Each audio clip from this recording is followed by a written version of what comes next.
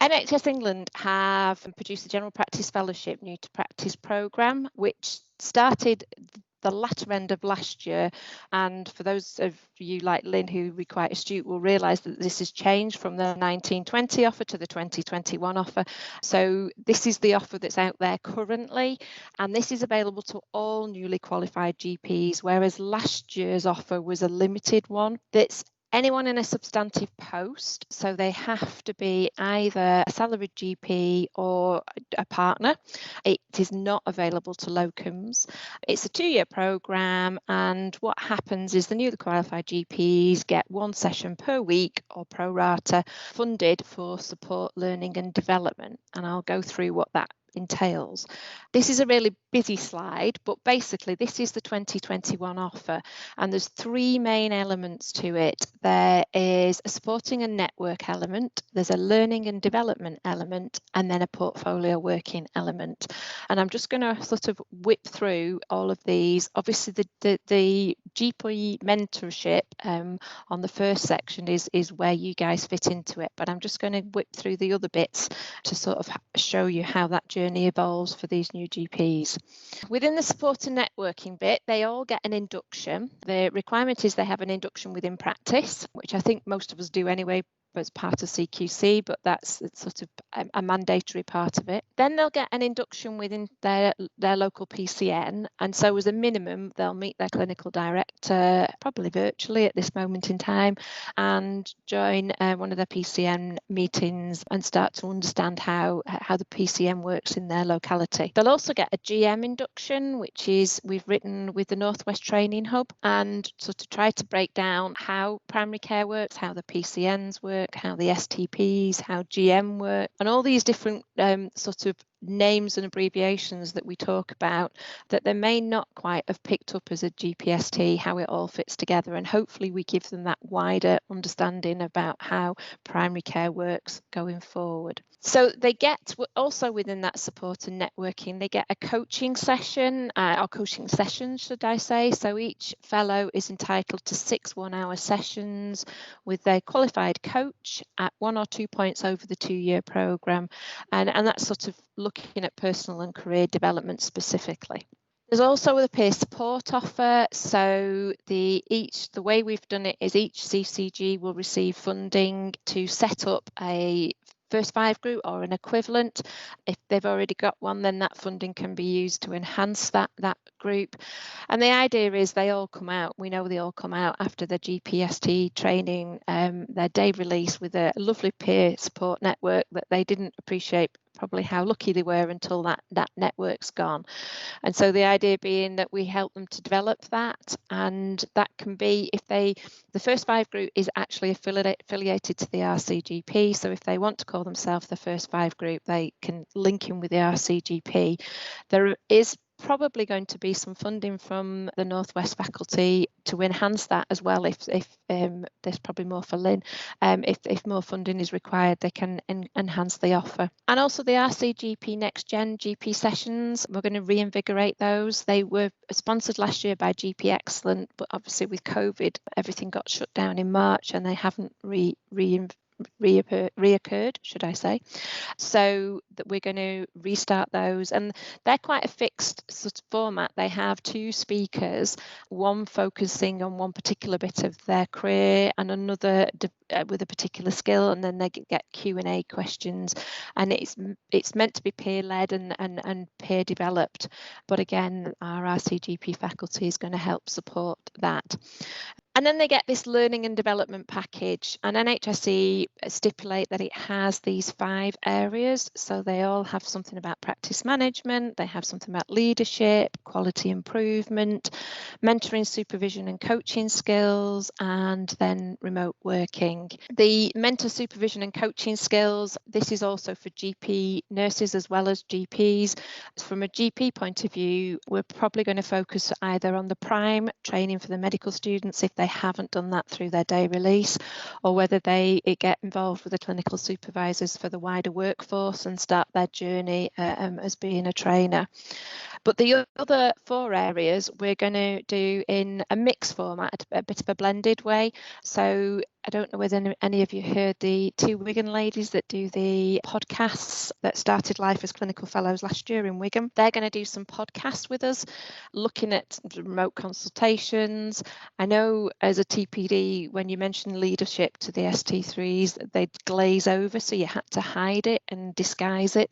So Joanna Bircher, one of our GPs in Tameside and who also does the GP Excellence Programme, she's written a book with one of our colleagues about the leadership hike, and we're going to take that book and develop that into a series of podcasts and masterclasses to take them on that journey of leadership and help them to identify that actually they've got some leadership skills already, but actually how do we enhance them? The practice management and the other area which I've forgotten, we will again factor those in with some podcast taster sessions and then some masterclasses either run by the Northwest Leadership Academy or Aqua, particularly with regard to the QI element, so that they can have a taster and then do something in a little bit more depth.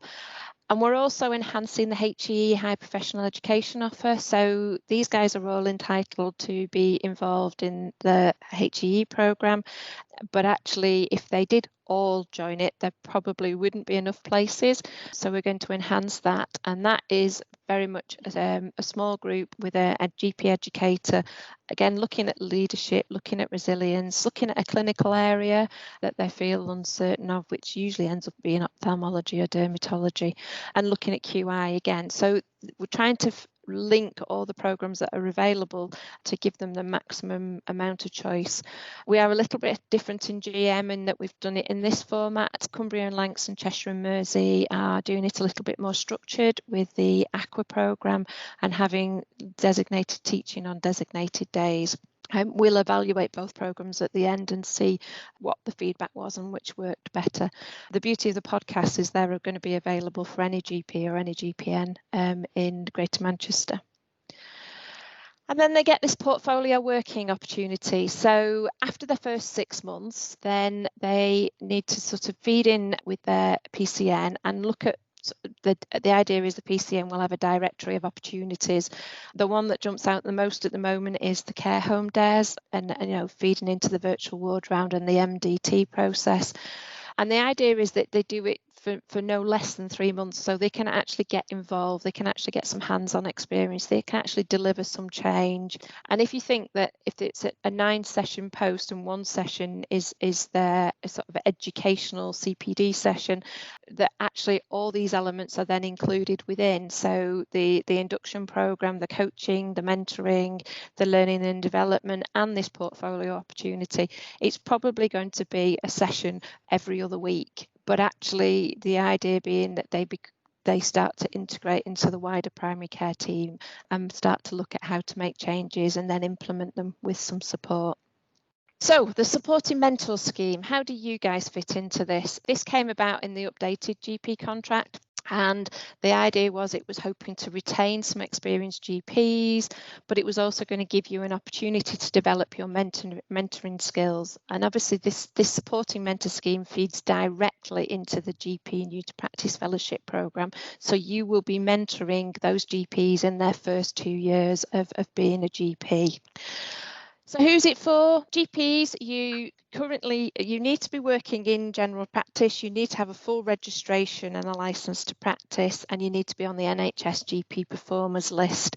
When I was originally asked to look at this before it came out, I argued that actually this would be a fantastic role for a GP that was retired, but they really wanted to do it as a retention programme. So actually they're saying that you have to do a minimum of 3 clinical sessions per week. You can be locum, you can be a partner, you can be a salaried. They're not saying anything about whether it's a substantive post or not, but they're saying you need to do a minimum of 3 clinical sessions.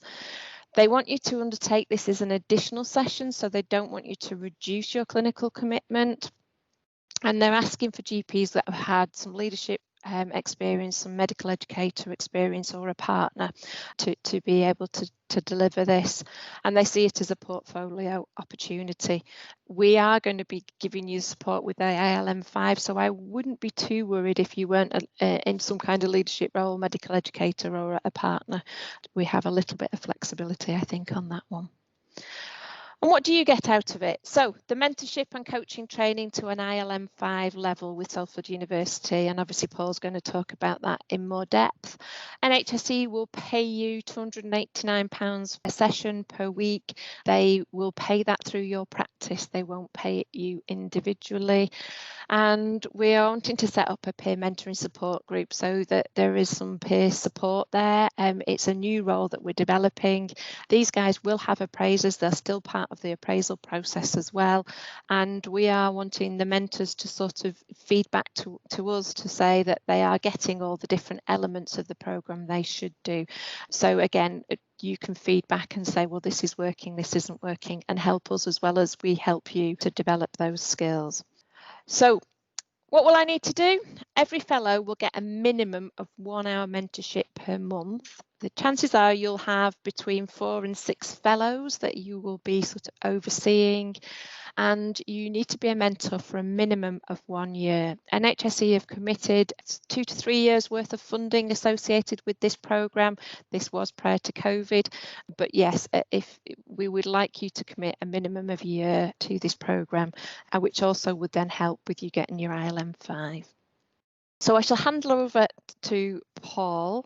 So essentially, just following on from that, just to give you a brief overview, obviously if you've got any questions on the back of that, then obviously feel free to ask. But the structure of the programme is such that it's split into 2 classroom sessions, so guided learning sessions. The first one is 3 days, and that will cover an introduction of the coaching models that you'll be looking to employ. So they are basically the GROW model, the OSCAR model and the success model, and you'll also look at NLP and transactional analysis as well. So there's a lot of theory to cover in the first session. You'll also witness a professionally conducted coaching session.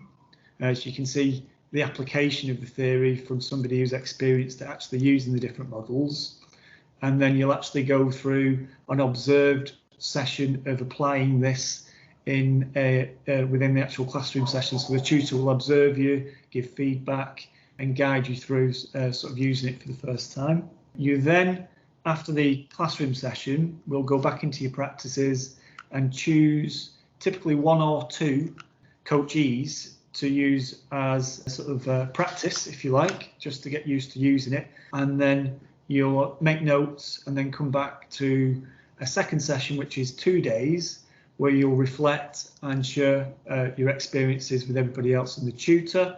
But then you will actually start to build upon what you've learned in the first session and your experience of applying the models to develop a more focused contextual strategy to actually implement it across your organisation. So obviously that refers to building it into the programme, the wider programme that you've got for developing the coachees. To achieve the accreditation, it is actually listed as 3 assignments, but really it's 2 assignments plus a log of your coaching. So the first one is really just to document your understanding of the principles of the models that are involved, and that's 4,000 words, I think. And then the second one is to document how you would look to actually implement within the organisational context. So that's both on a personal level and how that would actually look within the organisational model. So how you would actually potentially work together as a team to coordinate a structured plan for coaching and developing the coachees. So the classroom sessions and the assignments are very well aligned, and it's really, I say, in the first instance, understanding the principles, getting some practice at actually using the different models, and then developing a strategy that you can actually move forward with. Whilst you're doing the ILM5, that will be part of, so that 1 session a week that you are paid for by NHSE will include that sessions, the 5-day sessions through that, and then obviously we would hope that we'd be able to include some time within for the assignments too, to reflect that. The Northwest Leadership Academy does have a database of mentors. They aren't trained at an ILM5 level, but they are there, and any of the GPs within the first 5 years, if they wanted a mentor, can go on the Northwest Leadership Academy, and it's a bit like a dating agency, and they can pick somebody off. But for this NHSE New to Practice Fellowship, the package is that the mentors will be trained to an ILM5 level, which is higher than what the Northwest Leadership Academy do. Jill, how many sessions do the mentors do of this, and how many do the fellows get? Is it 6? You mentioned at one point 6 1-hour sessions over the 2 years. So and that's the coaching element. Right. So the mentor element, each one of the mentors that sign up would sign up for 1 session a week, and that 1 session then you would be mentoring 4 to 6 GP fellows. The NHSE last year, when the guidance first came out, didn't stipulate that the mentors had to be an ILM5 level. So we were working with the Northwest Leadership Academy to look at how we boosted those people up. And then they changed the rules. The NHS England have said that the coaching, they're not going to change the rules on. But what to me seems to make perfect sense is, because you're being trained in mentor and coaching, that if you then wanted to do some coaching sessions as well, then that would be with a different GP fellow, so you'd wear different hats, if that made sense. So you'd be a mentor for your cohort of 4 to 6, but then if actually any of the rest of the cohort of fellows identified they wanted some coaching, then we'd put that out to you guys to say, would you like some extra sessions to do some coaching? And that's how, for me, it would be the basis to start it working. There's no guarantee that that won't change next year, but that's what this year's guidance looks, and that's how I've interpreted. So if you were particularly a locum or a portfolio kind of person and wanted that flexibility, hopefully that would play to your strengths. So when we're advertising, so we're launching it now, because we launched last week the New to Practice Fellowship. So we've got applications. If I put my, I don't want to put my slides up again because I don't want to go through that trauma. Rob, could you put the website details in the chat? If you go on the Greater Manchester Training Hub website, top right hand corner, there's a section on fellowships, and there's an application under the mentor bit. There's an application form. If you fill that application form in, then we will be keen to try and get this up and running as quick as possible, because we're getting we're getting fellows who are applying now. So working involved for 4 fellows different to work for 6, all for the same rate. Yes, there's as we'll find, I'm sure some will go on maternity leave, some will go off on sick leave. So there is going to be a little bit of inequity. We are, depending on the number of mentors that we get apply, will obviously depend on how many fellows we've got, will depend on how many have, but certainly rather than you start with 6 all at the same time, in my head it was we'd allocate you and then do a rolling program. So you'd get one and you'd have a couple of months with one, and then we'd add another one in and add another one in, rather than giving one person 6 and the rest of you sat twiddling your toes. So it's the dates are set. So it's the cohort that all learn together. That's a big part of the benefits of the course, because there's essentially you use each other as coach and coachee, so you kind of partner up and practice in the classroom sessions. I think the plan is to deliver this virtually, obviously due to the current situation. And yeah, so it'd be 3 days all together via sort of Zoom classroom, and then as say you go away, you do your practice sessions back in the practice, and then you come back and do a further 2 days together with the tutor and the other delegates from your cohort. So Sarah's asked how many fellows we'll have and plan to have and hope to have. We've got funding for 140, isn't it? 142? Yeah. Last week on our webinar we had 40 who joined, not registered yet, but there's 40 who joined, and there was 60 who's registered interest. So there's we do have quite a lot of people interested. But likewise, we have funding. I can't remember what the funding breaks down for the mentors, but I think we have funding for up to 36 mentors as well. So the numbers stack up. There is funding there to do it. So will these be across the Northwest or across GM? These are just GM, because the other two training hubs have got slightly different setups, and I can't remember which one of them the mentoring isn't coming through the training hub, and the other one are not going for the ILM5 level. They're squabbling with NHSE about doing something slightly different. But I thought it was quite nice that you'd get your one session a week and you'd get a qualification at the end of the year. So we've stuck with the guidance on that one. No, Sarah, we wouldn't want it a set session time or day. I see it being quite flexible and to fit in with your job, and also to fit in with the trainees, not trainees, the fellows, sorry. Post-COVID, would the sessions be expected to be face-to-face? It would depend on what you felt was best. I think a lot of things will go back to what they were. I'm sure we all say that, don't we? So actually, if a Zoom call or a Teams call suits best, we're certainly not going to allocate the mentors geographically. Because I think a lot of this just works well and it doesn't have to be, it can be a telephone chat, it can be an email chat, there can be different ways of that depending on what the fellows and needs are and seems most appropriate. So yes, it may be that actually there is some element of it face to face, but I think what we've learned in the last 6-8 months is that actually a lot of things can be done in a virtual format, and we're getting better at it. Although slide sharing on my work computer isn't my party piece today.